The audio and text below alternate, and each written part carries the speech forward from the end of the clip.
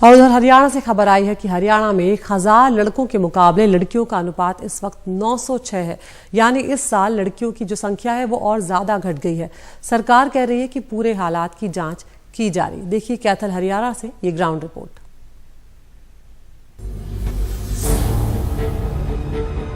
ये ultrasound machine है जिससे आसानी से भ्रूण लिंग परीक्षण हो जाता है। ऐसे अल्ट्रासाउंड कोई क्लिनिक या अस्पताल में नहीं हो रहे हैं, ये चलती गाड़ियों में भी हो जाते हैं।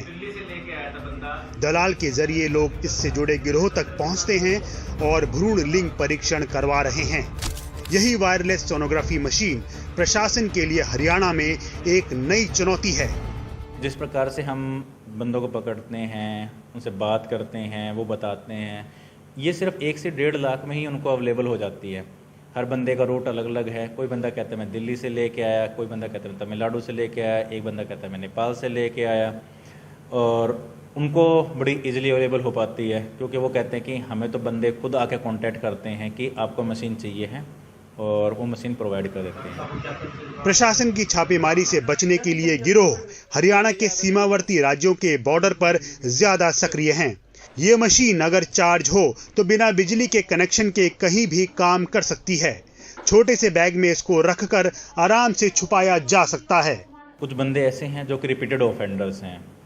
एक बंदे को तो हमने भी 2 बार पकड़ा था। अभी रिसेंटली लास्ट वीक में वो 11th टाइम उसके खिलाफ FIR हुई है पंजाब के अंदर। एक बंदा नारनौल में उसके खिलाफ 6 या 7th टाइम FIR हुई है। दिल्ली में भी एक हैं, एक अम्बाला में जिनके पास 7 या 8 बार FIR हो चुकी है। इस तरह के गिरोह की धरपकड़ में लगे अधिकारी मानते हैं कि जब तक PCPNDT एक्ट 1994 एक्ट यानी प्री कंसेप्शन और प्री नेटल डायग्नोस्टिक टेक्निक्स कानून में उसके सजा के प्रावधान और सख्त नहीं होंगे, तब तक भ्रूण लिंग परीक्षण पर पूरी तरह से काबू नहीं पाया जा सकता। वैसे छापेमारी के लिए स्वास्थ्य विभाग के अधिकारियों को काफी तैयारी करनी पड़ती है। एक गर्भवती डिकॉय यानी एक ऐसी महिला को तैयार करना पड़ता है जो अल्ट्रासाउंड करवाने के बहाने से अधिकारियों को गिरोह तक पहुंचा सके। हरियाणा सरकार इस काम के लिए सूचना देने वाले को 1 लाख रुपए और साथ आने वाली गर्भवती महिला को 25,000 रुपए देती है। खतरा मोल लेने वालों के लिए ये रकम बहुत कम है। बहुत रिस्क है सर। जैसे सरकार अभी 25,000 रुपए दे रही है सर, तो इसमें बहुत रिस्क है। बाद में अगर सक्सेस हो जाता है तो बाद में पेशी पे भी जाना पड़ता है जी, और भी ज़्यादा डिफिकल्टी मतलब आती है। तो 25,000 बहुत कम है जी। बेटी बचाओ बेटी पढ़ाओ के नारे ने 2017 से हरियाणा में जमीन पर काफी असर दिखाया। साल 2017 में राज्य में जहां लड़कियों का अनुपात 1000 लड़कों के मुकाबले 910 था, वो बढ़कर साल 2022 में 922 तक पहुंच गया था। लेकिन 2023 के आंकड़े चिंताजनक है। लड़कियों की संख्या 906 चली आई है।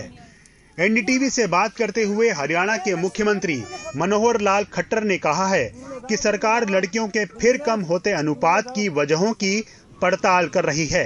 ये एक गणना में कोई अगर है तो उसको देखेंगे, और अगर मानो वैसे कम हुआ तो जो प्रावधान पहले हमने किए हुए उनको और ज़रा सख्त करेंगे। और इसमें हमारा इतना है कि कुछ तो नेचर के विषय के साथ तो हम छेड़छाड़ नहीं कर सकते, लेकिन अगर कहीं यानी लोगों ने जानबूझ के उस रास्ते को अपनाया है कि बच्चियों को जैसे गर्भ में मारा जाता था, जैसे बहुत से इस प्रकार के कृत्रिम बातें जो जेंडर सेक्स रेशो को असंतुलन करने में किया जाता था, उसको नहीं होने देंगे। आंकड़े बता रहे हैं कि बेटियों को सुरक्षित रखने के मामले में हरियाणा को एक बार फिर वही काम करना होगा जो साल 2017 में शुरू हुआ था। हरियाणा के कैथल से सुनील रवीश की रिपोर्ट, NDTV इंडिया।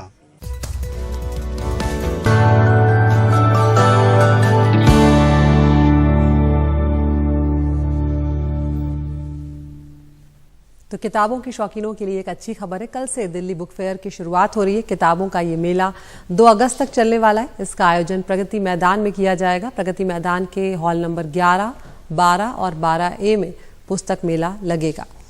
मेले में एंट्री फ्री होगी और मेट्रो से जाने वाले के लिए सुप्रीम कोर्ट स्टेशन जो है उन्हें वहां उतरना होगा।